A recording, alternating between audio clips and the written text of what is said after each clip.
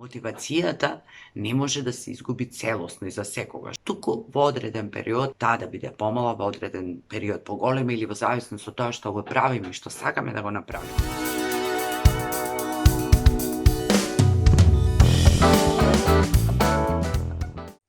Темата на денешното видео е изгубена мотивација, односно како да се мотивираме, што може да не мотивира, кој, колку и како може да ни помогне да не мотивира и така натаму, затоа што во подолг период се наоѓаме во една специфична ситуација на која што сите заедно сведочиме, а не бевме подготвени, ниту предупредени.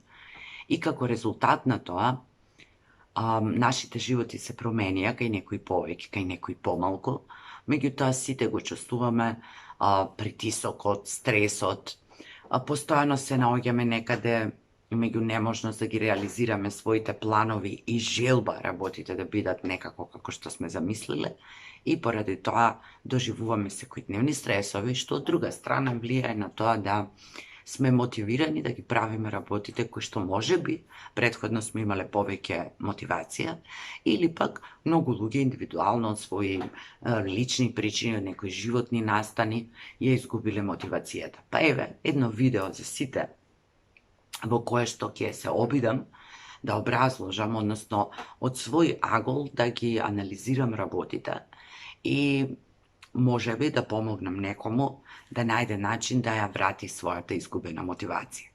Значи, токму затоа ќе биде и насловот и темата изгубена мотивација, затоа што не мислам дека постојат луѓе кои што немаат мотивација. Значи, сите ние имаме мотивација, помалку или повеќе сме мотивирани во одредени животни периоди под влијание на различни искуства, настани и така натаму. Значи, мотивацијата не може да се изгуби целосно и за секогаш, туку во одреден период, таа да биде помала, во одреден период поголема или во зависност од тоа што го правиме и што сакаме да го направиме, исто така има влијание и се менува нашата мотивација. Се разбира дека секогаш можеме нешто да направиме и секогаш можеме да си помогнеме, а во случајот со мотивацијата е да се потсетиме најпрвин која е целта или причината за нештото што сакаме да го правиме или сме сакале да го правиме, па потоа сме изгубиле мотивација.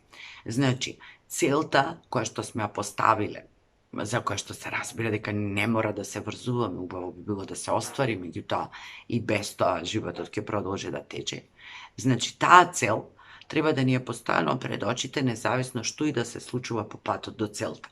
Значи, многу очекувано е дека при остварувањето на нашите цели ние ќе доаѓаме до различни препреки и дека немаме влијание на се. Ќе се менуваат надворешни услови, влијанија, други луѓе. Но она што е битно да го задржиме фокусот на целта, па дури и тогаш кога мотивацијата ни е пониско ниво, дури и тогаш кога не се чувствуваме можеби расположени да преземеме некои чекори.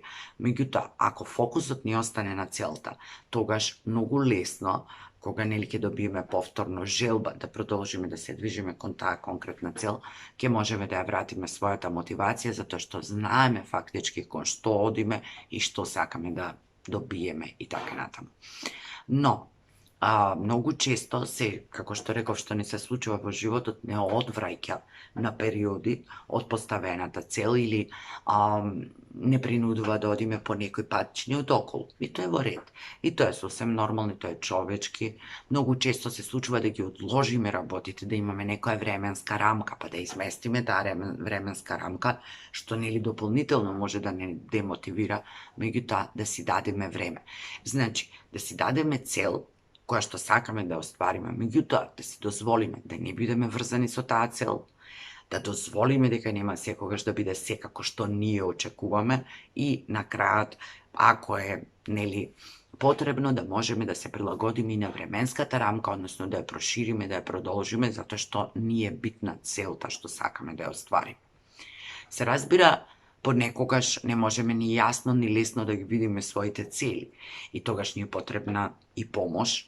Дали таа помош ќе дојде од надвор, значи ќе разговараме со некого, ќе се обидиме да ги разјасниме малку работите, дали ќе побараме помош од тренер, ако се работи за бизнес или професионален развој со некој стручно лице од тамо, ако чувствуваме дека проблемите или предизвиците ни се поголеми, можеме да побараме поддршка и од терапевти и така натаму. Меѓутоа можеме и да читаме книги, да гледаме видеа, да се консултираме со луѓе. Она што е најважно е дека нашата изгубена мотивација никој не може да ни ја врати. Тоа е единствено наша работа. Значи, ова е и добра и лоша вест, затоа што се од надвор само ќе влијае врз подобрување на нашето расположение, може би ќе ги подкрепи некако нашите идеи, ќе ни даде ветер во грбот. Меѓутоа, основната желба, основната мотивација, она основното што треба да не подигне, е наша. Значи, ако ние не сме подготвени, ако ние не дозволиме, тогаш не постои ништо што однадвор ќе не мотивира. Се разбира, ова е и добра и лоша вест, затоа што ако не постои ништо што однадвор ќе не мотивира, тогаш наша е одговорноста да ја преземеме за себе и да се мотивираме како што знаеме и умееме.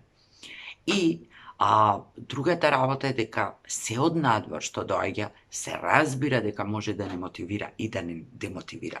Но тоа е само дополнување кое што ќе се залепи врз она што веќе го чувствуваме. Например, ако сме тажни и потоа нели ги заредиме сите тие тажни песни или тажни текстови и така натаму, фактички ние само бараме нешто што ќе го потхрани она што моментално го чувствуваме. Ако се чувствуваме ведри, исполнети со желба, со радост, со нешто да направиме, тогаш исто така бараме и такви песни, и такви текстови, и такви пораки кои што ќе не држат да бидеме на некое поинакво ниво на расположение, кој што нели од друга страна пак ќе ни возможи многу по-лесно да ги извршуваме работите и да се движиме по патот кон целите кои сакаме да ги оствариме. Значи, мотивацијата е во нас, а се однадвор може да ни помогне да не мотивира, меѓутоа не треба да дозволиме тоа да биде основниот мотив, не треба да оставиме да чекаме некој тоа од нас да го извади, што нормално мене не ми оди во прилог, затоа што јас имам страна за мотивација, ти можеш, но знам дека ќе мојата страница и моите текстови ќе ги мотивираат само оние луѓе кои се подготвени на тоа, оние луѓе кои бараат, оние луѓе кои сакаат да поверуваат во тоа што јас го зборувам или кои што ќе препознаат дека оно што јас го зборувам е вистинско доживеано и може да го применат. Доколку сами не одберат, јас можам да напишам што сакам, луѓето ќе прочитаат тоа што им одговара и дури понекогаш може да предизвикам и отпори. Значи, поставена цел за која можеме да си дадеме и повеќе време и различни начини, да не се врзуваме со целта и да продолжиме да си го живееме животот додека ја остваруваме целта.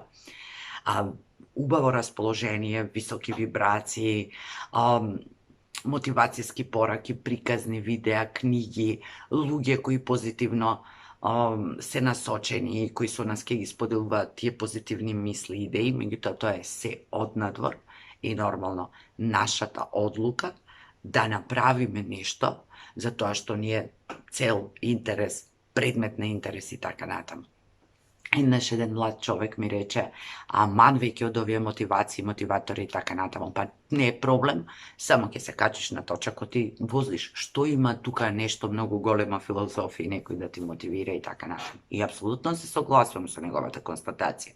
На вистина, на луѓето кои што се чувствуваат мотивирани, не им треба надворешна мотивација и точно можат да го направат тоа. Се качуваат на точакот и возат. Но проблемот кога ја губиме мотивацијата е во тоа што не можеме да се качиме на точакот. Не знаеме зошто би го направиле тоа. Тешко ни е.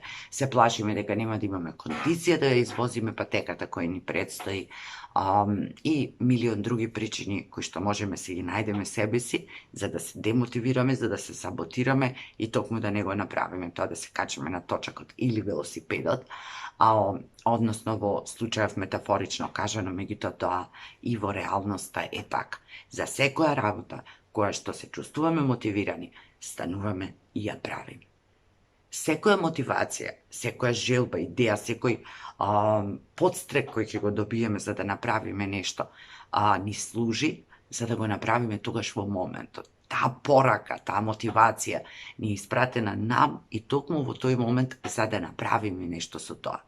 Ако тој момент на мотивација не го искористиме, потоа многу лесно ќе може да се премислиме, да се демотивираме, да најдеме 1000 причини зошто нештото да не го правиме. Затоа, тогаш кога ќе сме мотивирани да преземеме се што можеме во моментот каде што се наоѓаме со сите услови кои тогаш ни се на располагање. Затоа што одложувањето на таквите идеи, мотивирачки мигови за некои подобри времења, за некои подобри услови, за нешто што во иднина ќе се поклопи за да имаме повеќе пари, повеќе време, фактички доведува кон тоа да многу идеи, многу наши мотивирачки моменти остануваат некаде во минатото и дури постои веројатност еден ден да ни биде криво зошто сме ги пропуштиле сите тие моменти или не сме ги реализирале сите наши идеи. Така што, независно дали сте вие подготвени, дали се чувствувате можеби исплашено, збунето од нешто што е ново и непознато или нешто што можеби би било познато, меѓутоа во одреден период сте се оддалечиле па сте изгубиле контакт со тоа, независно дали чувствувате дека можеби многу работи немате, не знаете, почнете. Почнете и полека по патот ќе ги учите работите кои што ви требаат. На крајот на краиштата ќе можете да сведочите вие, а да сведочат и многу други кои ќе може да се мотивираат од вас, од тоа каде сте биле некогаш и по кои се тоа патишта сте изоделе за да стигнете до таму каде што сте. Затоа што ништо повеќе луѓето не ги мотивира, освен туѓите успешни приказни. А до успехот не се стига лесно, не се стига преку ноќ и битно е да се ужива по тој пат, независно што и да се случува. Ова е поврзано со тоа во ред, ќе се мотивираме и ќе почнеме. Но проблемот е или она со точакот. Се качивме на точакот, меѓутоа како сега да останеме или како да извозиме до целта. Да, потребно е и тука знање, умење, вештини, постојана мотивација пак во целиот тој процес на стигнување до целта, меѓутоа тоа е некоја друга тема, како да останеме мотивирани, како да ја задржиме мотивацијата за некое следно видео. Ви посакувам убав ден, да сте мотивирани и да ги искористите сите тие мотивирачки пораки кои истигаат од вашата душа.